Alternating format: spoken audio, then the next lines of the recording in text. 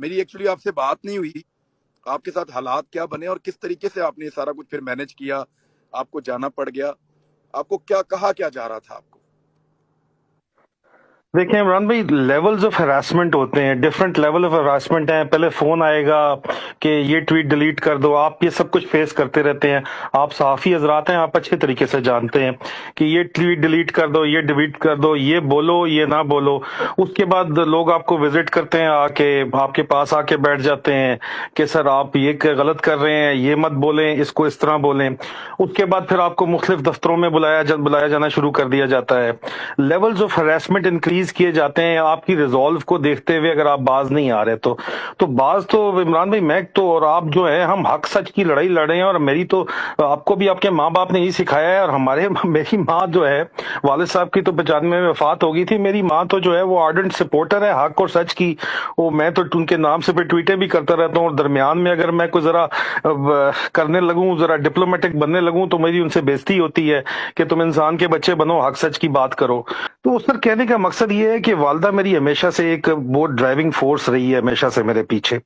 تو یہ جب معاملات یہ جب خراب ہوئے بہت زیادہ، تو یہاں پہ بھی میں نے اپنی والدہ کو بتایا کہ مجھے بہت زیادہ تنگ کیا جا رہا ہے، پریشرائز کیا جا رہا ہے. میں ابھی عمران خان کو سپورٹ کرنے کے چکر میں، اور خان صاحب سے میرا ایک پرانا دلی رشتہ ہے، ان کی شوکت خانم کی فنڈنگ سے میرا ان کے ساتھ تعلق ہے. ہم کچھ 3-4 دوست ہیں جو ساری عمر ان کے ساتھ رہے، آج دن تک جو ہے ان کے قریب رہے ہیں. تو ایک ہمارا تعلق ان کے ساتھ دلی تعلق بھی ہے. اور دوسرا، کون نہیں چاہتا کہ یار یہ روٹن سسٹم، یہ سٹنکنگ روٹنگ سسٹم سے ہماری جان چھوٹے.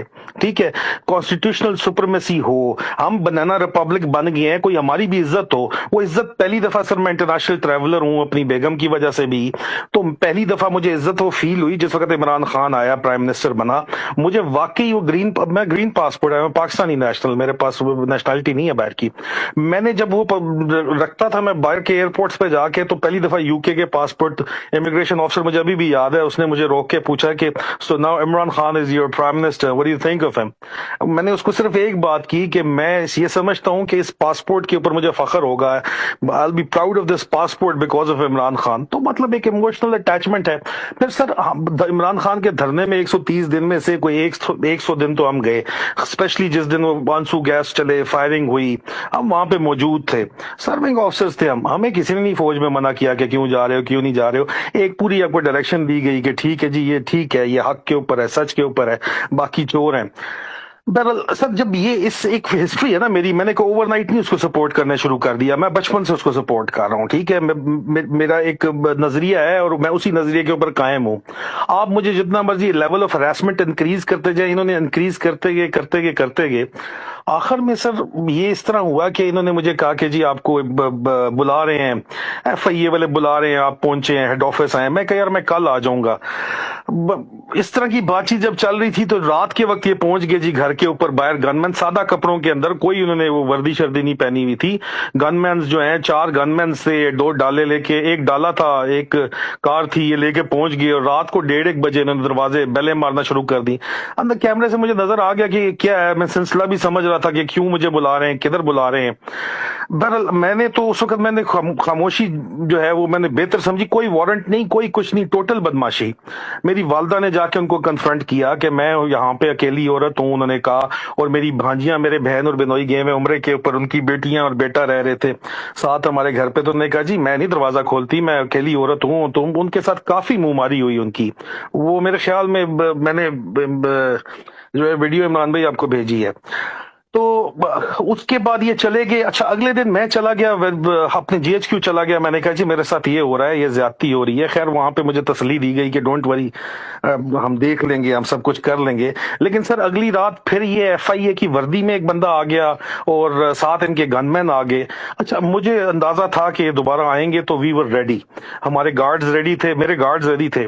بیسیکلی میں بزنس کرتا ہوں، میں ڈی ایچ اے کا لینڈ پرووائڈر ہوں، اس لیے میرے پاکستان میں بہت زیادہ میرا ٹائم گزرتا ہے. میں ڈی ایچ اے کے لیے کام کرتا ہوں. تو میری اس سلسلے کے اندر گارڈز وغیرہ میرے پاس کافی ہوتے ہیں. تو میرے گارڈ سیدھے ہو گئے، ان کو اوور پاور. میری والدہ آ گئی، محلے کی خواتین آ گئی، انہوں نے باتیں سنائی کہ کوئی وارنٹ دکھا دو. نے کہا جی ہم نے گھر کی تلاشی لینی ہے اور میجر عادل کو لے کے جانا ہے، میجر بھی نہیں، عادل کو لے کے جانا ہے. وردی میں افسر تھا ایف آئی اے کا. میں نے کہا یار میری والدہ نے کہا کہ تمہارے پاس اگر کوئی وارنٹ ہے تو دکھا دو, کوئی اریسٹ وارنٹ ہے تو دکھا دو, کوئی سرچ وارنٹ ہے تو دکھا دو. کہتے جی کچھ بھی نہیں ہے, ہمیں آرڈر ہے, بس ہم نے اس کو لے کے جانا ہے. ابھی یہ درمیان میں سچویشن ایسی بن گئی کہ ادھر سے بھی گن مین ادھر سے بھی گن مین. تو سر انہی کے اندر سے محکمے سے مجھے پتا چلا کہ سر 8 ڈبل کیبنز آ رہی ہیں, ہر ڈبل کیبن میں 4 بندے بیٹھے ہوئے ہیں, اور آرڈر یہ ہے کہ کم وقت میں آپ کو اٹھانا ہے, آپ کا موبائل لینا ہے, اس کی سکیننگ کرنی ہے, اس میں ڈالیں گے کچھ نہ کچھ, آپ پہ ٹریزن کا چارج کوئی نہ کوئی چارج ڈال کے آپ کو بند کرنے کے پکے آرڈرز ہیں. اگر آپ نکل سکتے ہیں تو نکل جائیں, نہیں تو آپ کا بچنا ناممکن ہے. اللہ جانتا ہے سر میں کس طرح نکلا ہوں. میں پچھلے ٹیرس کے ساتھ کود کے, پچھلی والی سائڈ کے ساتھ میں فرنٹ کے اوپر یہ رولا گولا چل رہا تھا, کوئی کرالنگ کرتا ہوا پچھلے لان سے میں نکلا ہوں, وہ پراپر کمانڈو ایکشن کر کے. پیچھے جو ہے وہاں پہ میری گراج کے اندر میری گاڑی کھڑی ہوئی تھی, وہ میں نے نکالی اور میں اسلام آباد چلا گیا. موبائلز میں نے پکے آف کر دیے. اسی وقت میری بیگم کو فون میری والدہ نے کیا کہ جی یہ حالات چل رہے ہیں. بلکہ جب یہ آئے ہیں تو میں اپنی بیگم سے بات کر رہا تھا, اور میں نے جو ہی ان کو دیکھا اندر سے کیمرے میں کہ وردی والے ہیں, ایف آئی اے کی وردی والے ہیں, تو میں نے بیگم کو کہا کہ ایف آئی اے والے پھر آ گئے ہیں. میں نے فون بند کر دیا اپنے, مجھے پتا تھا. والدہ میری تراویح پڑھنے گئی ہوئی تھی مسجد میں, اور وہ بھی پیچھے ان کو دیکھ کے گاڑیاں, اس وقت تراویح ختم ہو رہی تھی تو یہ واپس آ گئیں, اور انہوں نے ان کو بلایا. وہ ویڈیو بھی میں نے شیئر کی ہے جی, میری مسز نے بھی شیئر کی ہے. ابھی سر اس وقت سچویشن یہ تھی کہ مجھے ان کے اندر سے بتا دیا گیا تھا کہ انہوں نے چھوڑنا آپ کو نہیں ہے, آپ کے اوپر انہوں نے ڈالنا ہی ڈالنا ہے کچھ نہ کچھ. اگر آپ نکل سکتے ہو تو نکل جاؤ. ویسے سر روٹین میں نے 28 تاریخ کو یو کے آنا تھا, سعودی ایئر سے میری فلائٹ بک تھی, اور بڑی کمفرٹیبل میں نے آنا تھا اس کے اندر. لیکن اس وقت رات یہ حالات بنے کہ 3 گھنٹے کے اندر اندر جو ہے میں نے ٹکٹ, اگلا ایک دوست نے مجھے بک کرا کے دیا, اور ساتھ انہوں نے بتایا کہ ایئرپورٹ میں پتہ ہے ان کو تمہارا بتا دیا گیا, اگر تم جاؤ گے تو یہ تمہیں وہاں پہ کریں گے. نو سٹاپ لسٹ پہ قانونی ہے میرا نام ڈال نہیں سکتے تھے, ای سی ایل پہ نام ڈال نہیں سکتے تھے. سر اندر سے ہی بھائیوں نے میری مدد کی, ایف آئی اے کے اندر سے ہی بھائیوں نے, میرے اپنے بھائیوں نے میری مدد کی اور مجھے نکالا سر وہاں سے. اور میں ان کا شکر گزار ہوں. میں کبھی زندگی میں ان کا نام نہیں لوں گا, لیکن میں ان کا شکر گزار ہوں. سر میں وہاں رہ کے کچھ بھی نہیں کر سکتا تھا, اور میں وار وانڈیڈ آفیسر ہوتے ہوئے, ایک ڈیکوریٹڈ آفیسر ہوتے ہوئے, 3rd جنریشن ہوتے ہوئے بھی میں نے جیل میں چلے جانا تھا, اور انہیں کچھ نہ کچھ میرے پہ ڈال دینا تھا. ان کا آپ کو پتہ ہی ہے طریقہ واردات کیا ہے. جرنلسٹ کو پھر بھی پروٹیکشن ہے بہت سی مختلف قسم کی. I am not a journalist, تو مجھے وہ والی پروٹیکشن تو ہے نہیں, اور جو لیول آف تھریٹ ہے وہ اتنی چیزیں سیریس ہو رہی تھیں. ابھی سر انہوں نے میرے اوپر کہا کیا کہ آپ نے لاہور کی وہ جو ڈسکشن آرمی چیف کی ہے وہ اس کے اوپر کیا ہے, کوئی درخواست ہمارے پاس آئی ہے. میرا پیس لاہور کے 4 آفیسرز نے وہ اٹینڈ کی تھی, مجھے انہوں نے بھیجی, اسکرین شاٹیں میرے پاس پڑی ہوئی ہیں, انہوں نے مجھے پوری ڈیٹیل بھیجی کہ یہ بات چیت ہوئی ہے, تب میں نے وہ ٹویٹ کی.